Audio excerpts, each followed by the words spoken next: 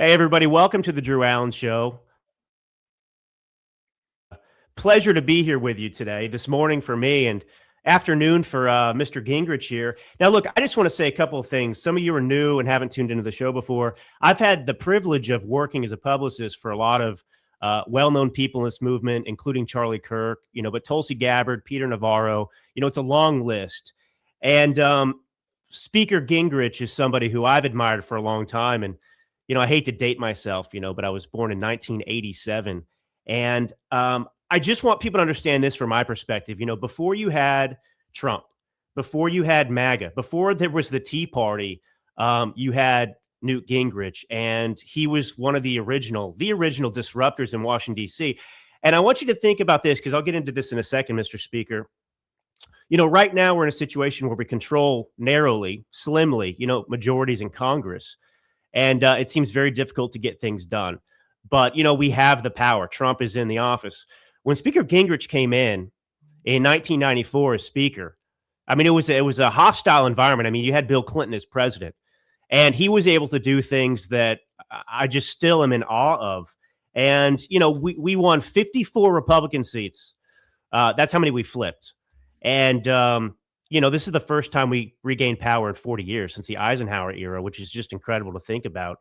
And I think, to me, it proved that the permanent ruling class wasn't untouchable. And so that's why I'm excited to have Mr. Speaker here with me to talk about this and give us some insight, because history did not begin today. And I think a lot of our problems are that we don't know that. We have no insider perspective about what's going on now, how bad things really are, et cetera. So my first question, Mr. Speaker, is, so you negotiated with Democrats in the 1990s. They opposed you fiercely. They despised you. But did you believe back then? Did they fundamentally love America still? Was that your perspective? Oh, I think most of them did. I think you've always had some people on the academic left who have been so alienated that they can't imagine. They assume the America you and I believe in is racist, sexist, evil, et cetera. You can go down the list. But they've always been a relatively small minority. What's made the difference, I think, in the last 20 years is the rise of really left-wing universities like Yale or Harvard, who now pump out, thousands of undergraduates who have been brainwashed into this kind of nonsense. And really, the vision of America that they're taught is an America that, frankly, you and I wouldn't love. Now, it happens to be a false vision, but I understand what's happened. And so we're going to have to wage a real fight over the next 10 or 20 years to reestablish. And I think the 250th anniversary of the Declaration of Independence is a good starting point. But we're going to have a real fight to reestablish that, on balance, this is the most open country in history. It has the greatest opportunity for everyday people.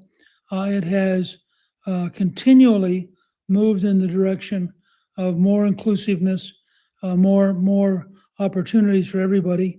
And I think any other description is simply not accurate. And frankly, you look around the planet, there aren't almost no places that are competitive. I'm talking to you from Switzerland, where my wife Callista is the U.S. ambassador, and Switzerland has a very deep tradition of freedom, and you can find a few other places, but historically, for large parts of the world, people have not had freedom, and certainly not had the kind of freedom that we've had in the United States. Yeah, and I was obviously, Charlie Kirk was assassinated not that long ago, and for me and a lot of people, obviously, he represented American exceptionalism, and he went out there and he was eager to debate, and that's what made him so unique. And a lot of people ask me, and they wonder, what do we do now? Where so many people are looking for some savior all the time, and I think that, correct me if I'm wrong, but it's a lot of people don't like to hear it, but the solution, there are plenty of problems. You addressed a number of them, this false reality that Democrats want to live in. That's not a true, real vision of America. But, when you're looking for Superman, to me, it's in the mirror. And I think people have to get educated and informed about what you're talking about, because we have to articulate that to our neighbors and friends, do we not? Sure. And I think you have to start with the founding document, which was, when it was adopted, the most radical statement of human rights ever written. We are endowed by our Creator with certain unalienable rights, among which are life, liberty, and the pursuit of happiness. Now, the other side of that is, we then have an obligation as people who are born with an endowment to protect that endowment and to make it better, to improve it, to stand firm and defend it. And I think that's a key part of this, is that you got to get across to people that all of us as citizens, every one of us, has an obligation to strengthen, improve, and defend the country. It's not something, you don't have the luxury of sitting around and saying, gee, I hope the king does this. Because in our system, each of us individually is a stakeholder, and each of us has a responsibility for protecting and improving the United States. I know that you have, kids and grandkids. I've got 2 young daughters. One's almost 3, and the other one just turned 1. And I've been speaking to more Republican groups out where I live in Northern California. And one of the things I've been saying since I had kids, and obviously it changes your life and perspective, is that, the way we look at our job as parents, because it never ends. It's exhausting, obviously, to be a parent because it never goes away. That's a permanent role. One of the problems I see in the country is that people view their responsibilities as citizens in 2-year, but typically 4-year election cycles. When, you're an American citizen every single day, your duty to be a steward for what we've inherited, doesn't pause, and just show up once every 4 years. And I think that, to me, that's a perspective that people would benefit from. Yeah, I think somehow we allowed it to be reduced to voting. If you show up once every 2 years or once every 4 years, you've done your job. That's not true. Citizenship is a 24-hour a day, 365-day a year process. And you go back and you look at the founding fathers, it was amazing what they were prepared to do to create a country. And I think they would say to all of us, look, we have bequeathed to you this extraordinary, wealthiest country in history, enormously powerful, huge resources, great capabilities. Now you've got to get up and you got to do your share. And Reagan used to say that freedom is always one generation deep. And that's exactly right. And if you don't teach the next generation about freedom and how to be free and help them learn to be citizens, why would you expect them to somehow automatically sustain it? So I think what you're doing and what you're saying on the show is really, really important. So if you're just joining me today, I'm live here with, Speaker Newt Gingrich, Speaker of the House, 2012 presidential candidate. He's chairman of Gingrich 360, which is a multimedia production and consulting company based in Arlington, Virginia. He's got a Substack that's amazing, gingrich360.net. Subscribe there. And he's got a great podcast. I've been privileged to have put some people on that podcast in my life here. It's called Newt's World. That's available anywhere you get podcasts. And I do want to mention your book because I've got a quote I'll bring up in just a second. But and this is his latest best-selling book, Trump's Triumph, America's Greatest Comeback. I think you've written, 44. Is that the total? No, Is it 45 now? like that. You trying to keep up with the number of the presidents in the United States? About 44. Man, incredible stuff. So I just want to read a quote from this latest book, Trump's Triumph. So you write, President Trump rejected this system. And by that system, Mr. Gingrich is talking about the left-wing bureaucratic system from the start. Even as a candidate in 2015, early on, that'd be Trump, decisively decided with the legacies of Barry Goldwater, Ronald Reagan, and frankly myself, he's speaking of him, not me, of course. We were for fundamental change within the GOP and had taken on the Gerald Ford, Bush family, Mitt Romney, accommodationist wing of the Republican Party. President Trump's willingness to reject the old order led to the rise of the never-Trumpers and the bitter anti-Trump wing of the GOP and Washington establishment, many of whom are no longer in office. There seems to be an internecine war in the Republican Party that was going on when you were, Speaker of the House. The establishment wanted Reagan gone. They couldn't wait for him to be gone.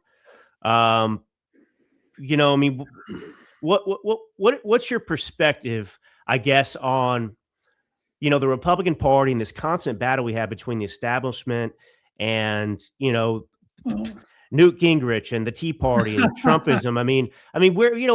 Why can't we get past this? Well, I think we'll gradually get past it by the gradual defeat of the other side. Look, if you were a classic Republican, you belonged to a country club, you were pretty well off economically, you didn't appreciate or want to have much to do with working class Americans, and you believed in an international order in which you had ties to Great Britain, to some extent to France, and you saw yourself as this very sophisticated carrier of a particular way of doing things. Now you come along and you have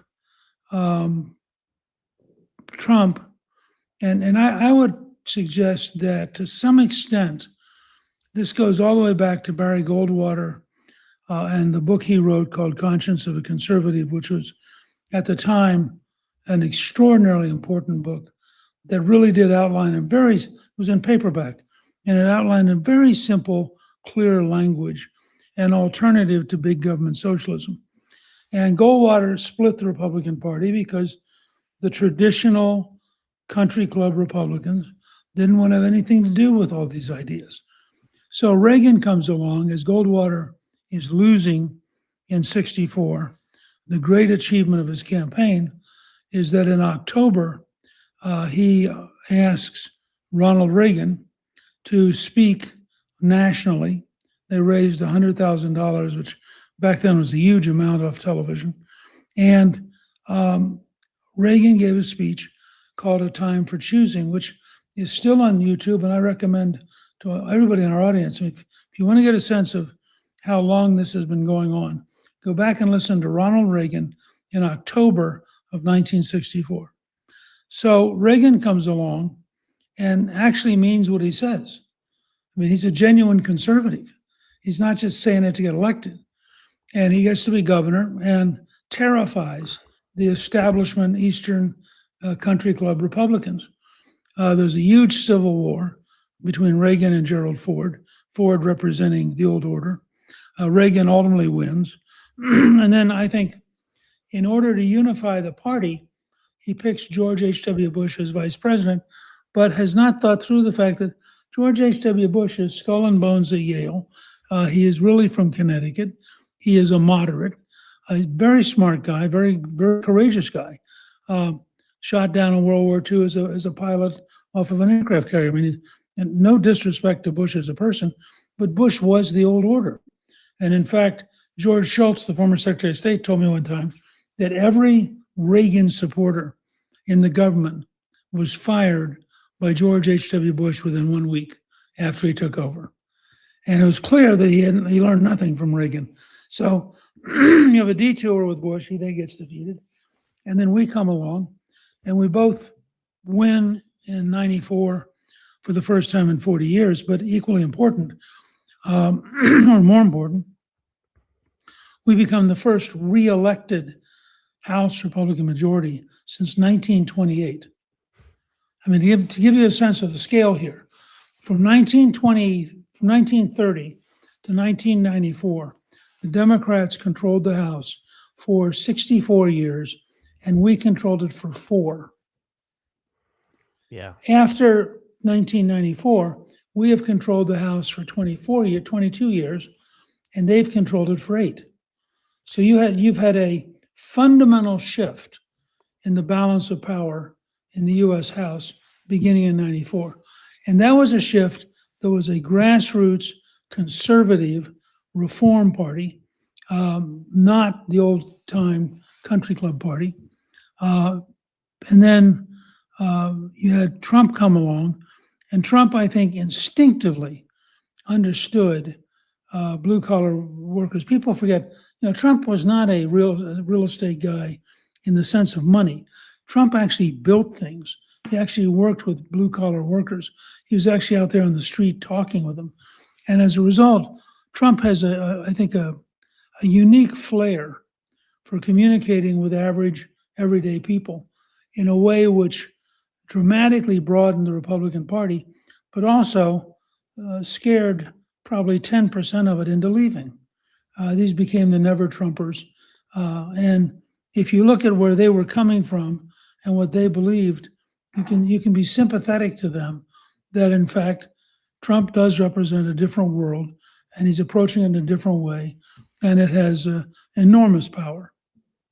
Yeah. One of the positive silver linings I see in this constant state of war the Republican Party has been in since, I was a kid and unaware of politics, is that at least we have these fights, because it shows that there is a North Star.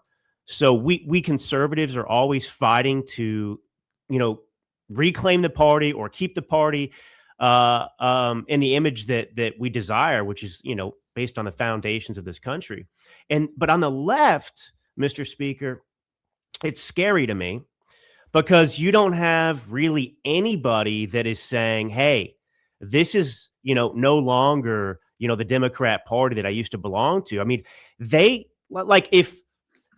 pick an issue, whether it's abortion, whether it's the transgender issue, whether it's, now the way they talk about the border. I mean, I just want to, I want to play this for the audience, because I'm not going to play the whole clip, just to give you an idea. This is not long ago. This is 2014, Barack Obama. This is Bill Clinton, Hillary Clinton, all these Democrats.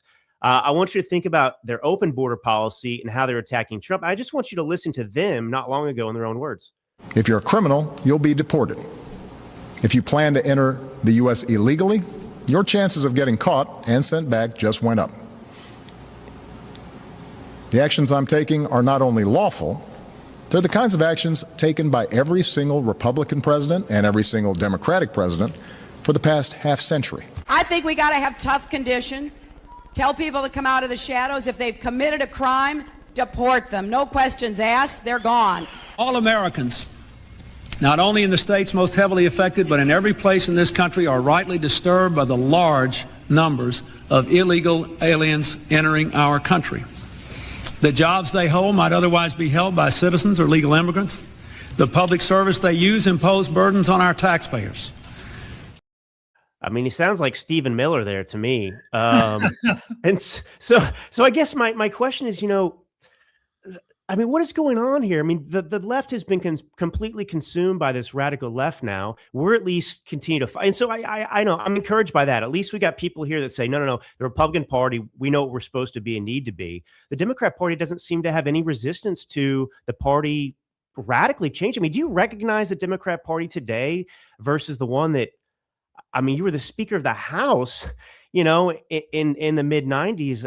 What happened? Well, that brought back some memories of sitting behind Bill when he would give the State of the Union. So I remember that when he came in and he said, the era of big government is over, we had to give him a standing applause. I mean, there I was. What am I going to do, right? So I'm standing right behind him, and I'm giving him this round of applause. And I'm sure that all of my conservative friends are thinking, has Newt just lost his mind? But when the President of the United States gets up and says what you believe, it's kind of nice to reward him for it. I watched this coming. It's almost like watching a tide come in the ocean.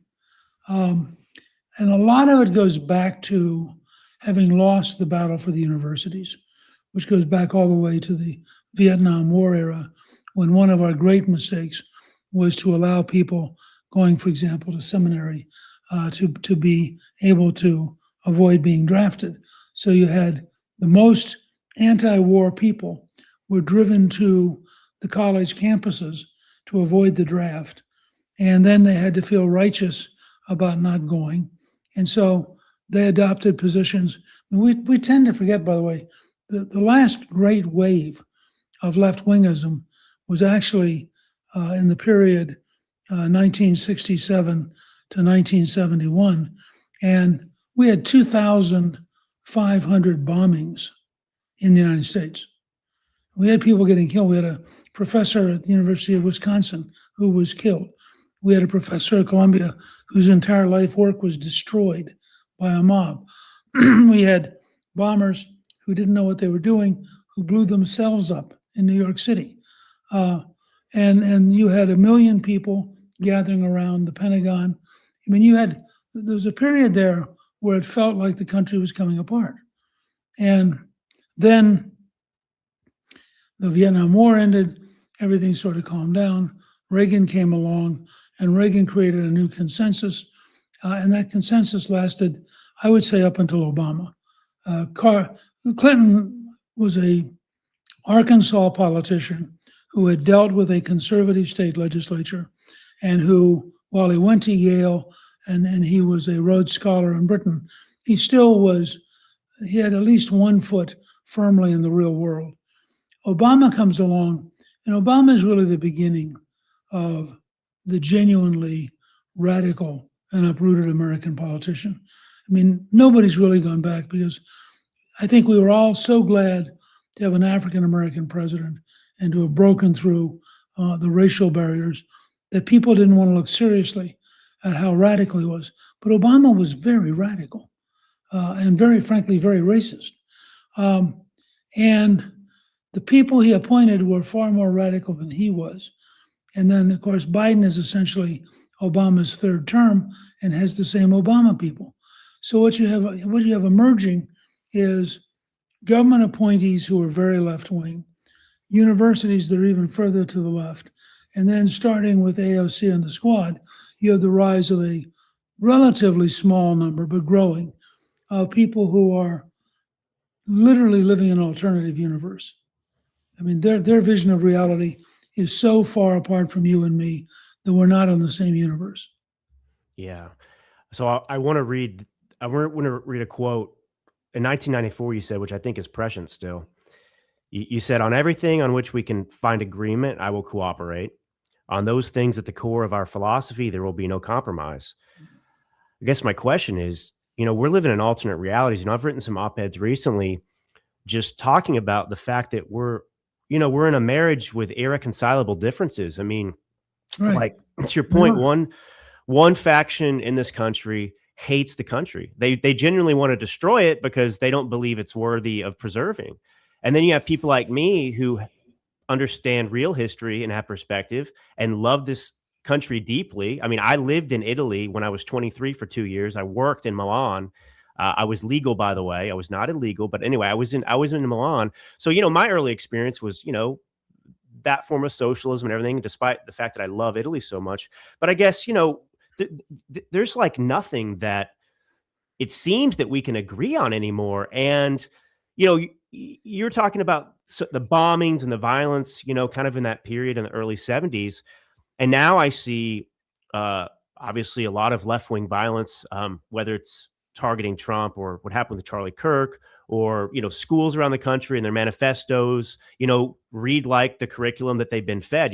Audrey Hale, for example, in Nashville, in that Covenant shooting, her manifesto was, she was white, of course, but she said, I hate white people. Black people are really cool. I mean, this is the thinking. And I thought that after Charlie died, Mr. Gingrich, I thought that we'd have a national reckoning, like a conversation about the left's rhetoric, because to me, it started, I remember when Hillary Clinton, she went to, it was at a donor meeting in New York City, I believe, or New York State. And that's where the basket of deplorables comment came up. She said, half of Trump supporters, she basically consigned us to the basket of deplorables.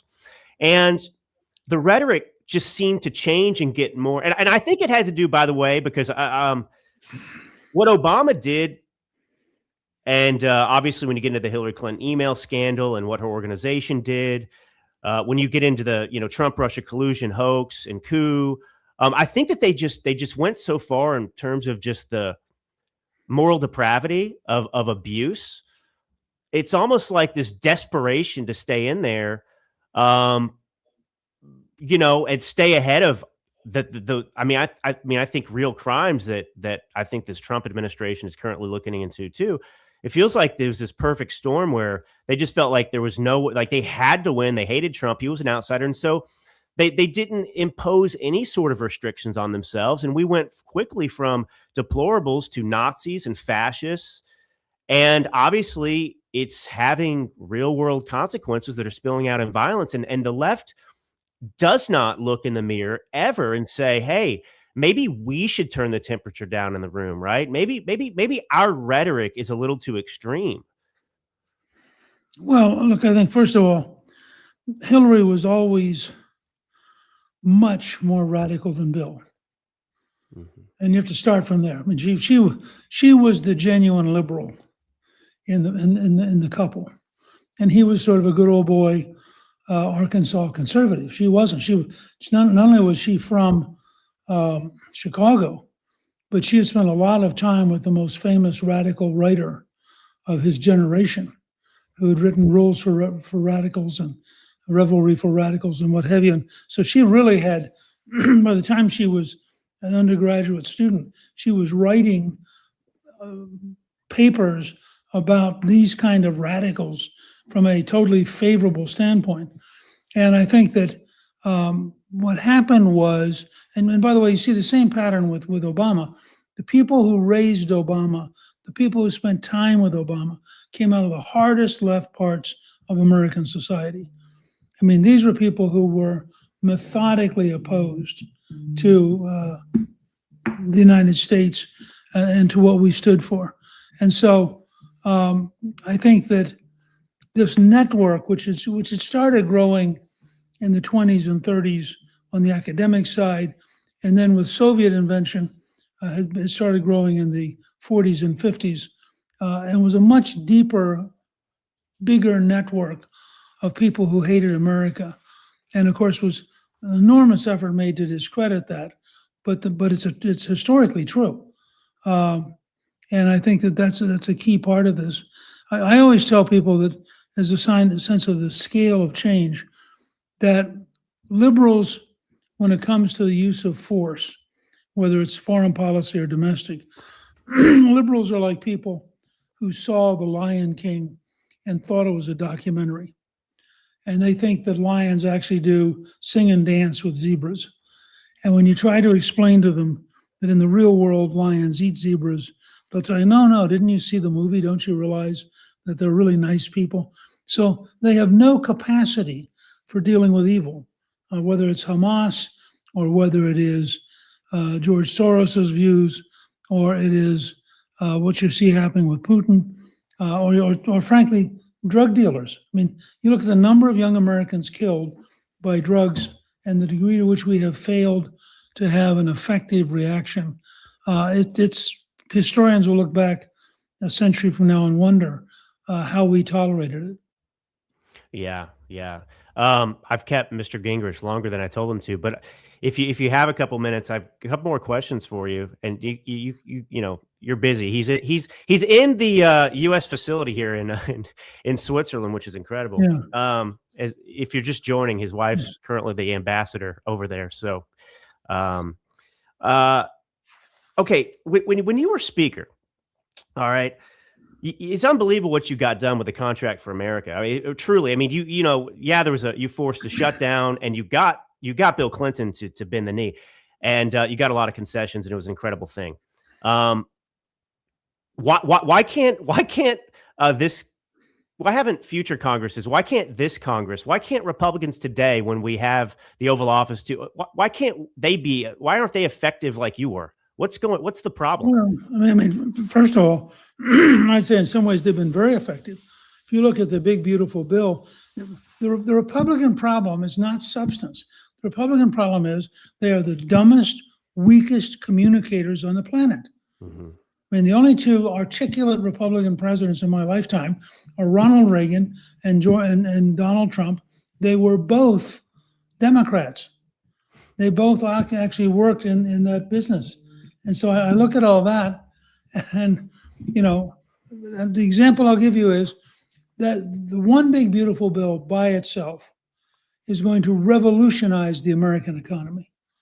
It has a provision for building factories, which reduces the length of time it takes to write off the investment from 39 years to 1 year. Now, the impact that's going to have over the next 5 or 8 years is going to be phenomenal. And by the way, you're beginning to see it. You're beginning to see the manufacturing index go up very dramatically. They have a huge increase in tax returns where the people are getting money back. I think over $100 billion surge in 1 year. So that we'll have the largest amount of refunds in American history this year. So there are a lot of things going on. You've had a revolution in access to energy. And you're going to see more stuff like this. Part of the problem is that you get to a key fight, you're going to have virtually everybody in the propaganda media on the side of the left. So they're going to totally distort what's going on. And then you're going to have, and there was a brilliant article written the other day about the fact that the left consistently lies about people who are victims. The case they were using was the guy in Minneapolis the other day, who, when you actually dug into his background, was clearly a hardened activist, anti-government person, but that wasn't the way the media wanted to portray it. So I think part of what you have to recognize is that we have to learn to communicate what we're doing. And then frankly, they need a bigger margin. I mean, when I was speaker, we were very lucky in that I had 236 members at one point. Well, at 236 members, you can maneuver and you can have 10 or 12 of them mad at you and you still win. Poor Mike Johnson, who has the hardest job in Washington, has a 1 vote margin right now. 1 vote. That means anybody who's sick, he lost the margin. Anybody who gets mad at him, he lost the margin. Anybody who wants to negotiate for one little goodie, he's lost the margin. I mean, Johnson does the most amazing job I've ever seen because he has 0 margin of error. Yeah, one of the problems with the country, you've got people out there who just are perpetually in despair. They can never celebrate anything that's happened, and obviously that's not a place that leads to results and success. And people don't understand the process. They think that Donald Trump was going to come in and within 1 year solve every problem that has accrued over the past 4 decades or more, and that's just not the way it works. Well, just one point though. Look at the border. Yeah, it was the most dramatic reduction of illegal immigration in American history. Boom, done. Yeah. And of course, that means people go, okay, yeah, but what are you doing for me now? Yeah, absolutely. I mean, that's the nature of the business. I mean, look, if you want to be in the game, so it's like McDonald's. You better be prepared to make some hamburgers if you're going to be selling hamburgers. Well, yeah. Donald Trump's got to come up with some new positive, and he is, and he will. And I'm looking forward to the State of the Union to see what the next phase is. Yeah. Are you optimistic for the midterms? Obviously, there's lots of doom and gloom out there. I believe if the president engages, the Republicans will win the midterms. If the president does not engage, we will lose them. It's that simple. I mean, I've been trying to explain to people around me, look, like, you better treat these midterms like you did the previous presidential election, because Trump is on the ballot. Because if we don't win these midterms and hold the House and Senate, it's over. I mean, they will impeach. That's right. I mean, it'll be over. That's right. So, I think that's the deal. Well, Mr. Speaker, I want to thank you for being here and spending this much time. God bless you. And until next time. Thanks. Talk to you again. Thank you. Well, it's Newt Gingrich there for you. A great guy, sharp. I always, I remember when I was a young kid, one of my comments, even during the, 2012 when he ran for president, I marvel. I thought he was always one of the greatest communicators out there. And he's right. I mean, you heard him mention that one of the biggest problems we have in this movement is we don't have people who are articulate on the issues. And I think a lot of that is, people go to Washington, D.C., and, it's a good old boys club. And obviously it's very left leaning. And I think that just seeps into these Republicans that go in there, and they're just so timid. They live in this, hyperbolic chamber of liberal left wing pressure, even though they've been elected as, Republicans, and they just don't have the cojones to stand there and speak honestly and truthfully. I got just a couple closing thoughts here for you. But first, what do 3 billionaires, 4 major banks, and a legendary 72-year-old investor all have in common?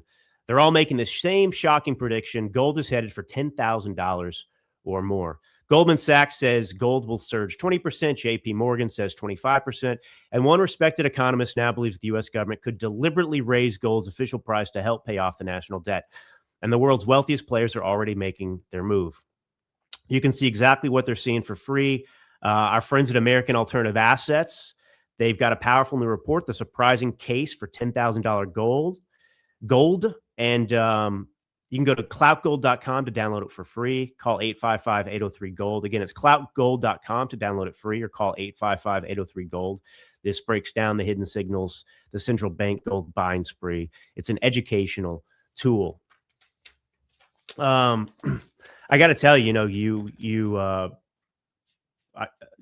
you get on these shows, and whether it's being on this side interviewing or, the reversed side, time just goes by really, really fast. I mean, I could have talked to, Speaker Gingrich all day, he's got so much insight, but, you got to cut people loose. I asked him to be on for 25 and went for basically 35. So, I appreciate it. So, I mean, I hope that, obviously, Mr.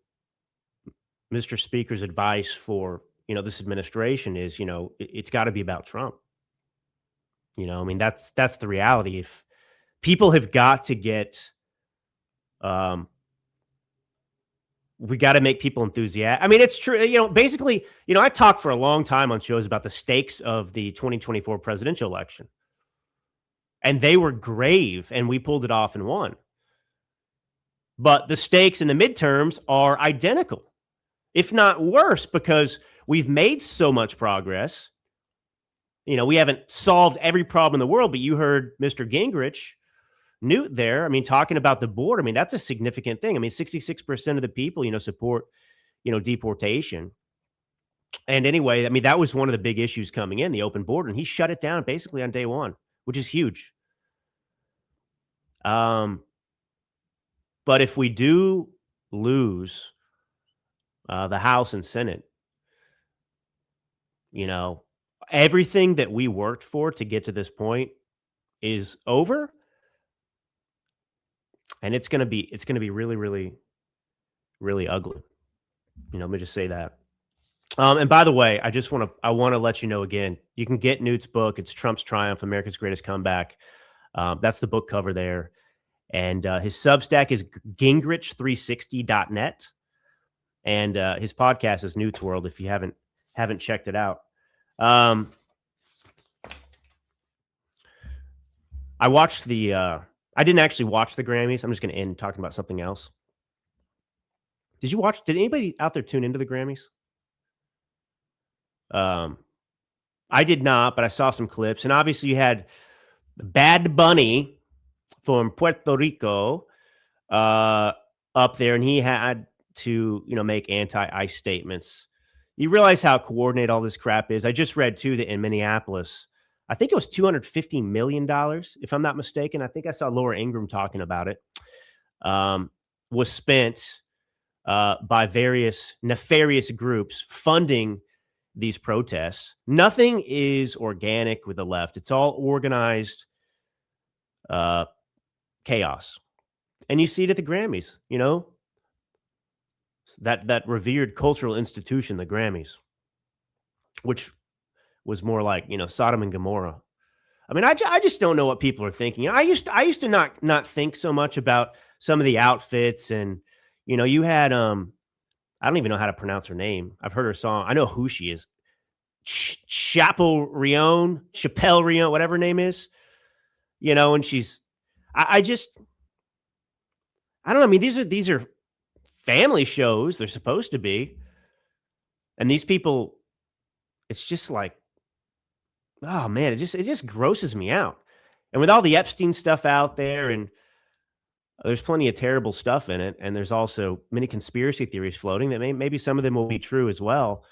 But you just look at that event, and you can imagine those things happening with those people that are just so deranged. But Justin Bieber, all of them participating in the ice out stuff with the pins and everything else, and I just laugh at these people. I mean, these people think that they're representing the majority. 2/3 of Americans, which includes Democrats and independents, are opposed to, obviously, illegal immigration. They support deportations. That was what Trump ran on. But these people live insulated in their bubble, and they just go out there and just make complete fools of themselves. But, if we lived in a proper country that could agree on one fact, which is America is the greatest country in the history of mankind, Bad Bunny would be disinvited from the Super Bowl. But I saw what's the quarterback's name? Whatever, going to the Super Bowl. He was asked about, oh man, I love Bad Bunny. And look, I'm not attacking the kid. I don't know anything about him. I mean, most of these quarterbacks seem like pretty decent, nice guys. But he's asked about Bad. Oh yeah, I love his music, Bad Bunny. It's just, it's just the pressure campaign. Even if we are the majority in the media, even in the NFL, from the top, you've got so much pressure to toe the left-wing line. And it's crazy because the majority of people who watch, the Super Bowl, I mean, this is your flyover country. These are Trump supporters. And, we exist too, but all these people do is like alienate us. And it's frustrating, but I mean, Bad Bunny, I didn't get into it at first. I said, I don't care. I'm over it. It's a Super Bowl halftime show. But we see how political he is at the Grammys, how ungrateful he is. And we're going to reward this guy by giving him the biggest platform of the year to go and perform at the. How many other people could be performing at the at the Super Bowl halftime show? And I know TPUSA is doing their own thing. They made some announcements the other day. I didn't hear it, but it's just, these institutions are so easily captured. And anyway, most of us, of course, have greater cojones than any of these people that are multi-millionaires, running the NFL, et cetera. But anyway, look, I hope you found the interview with Newt Gingrich enlightening. He's just a wealth of information. He's got an unbelievable brain. I'm envious of it sometimes. But anyway, thank you for being here today. I got to go get my kids out of bed. God bless you all. And until next time.